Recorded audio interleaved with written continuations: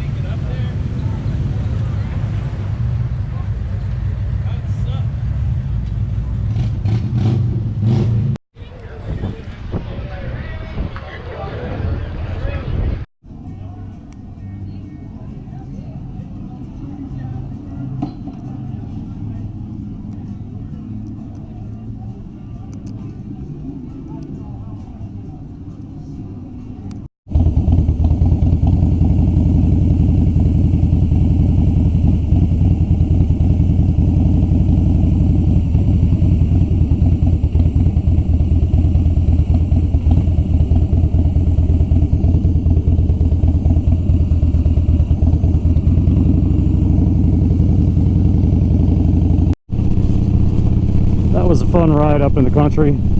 We went from Bunnell to DeLand, like I said, like I had mentioned before, and got to meet some nice folks from the first responder and veteran family. My personal connection with first responders is I started out in 2002 as a volunteer with the Volusia County Fire Department, and also volunteered with the municipal fire department. And then I got hired in 2004, about 10 days before 4 hurricanes roared through Central Florida. I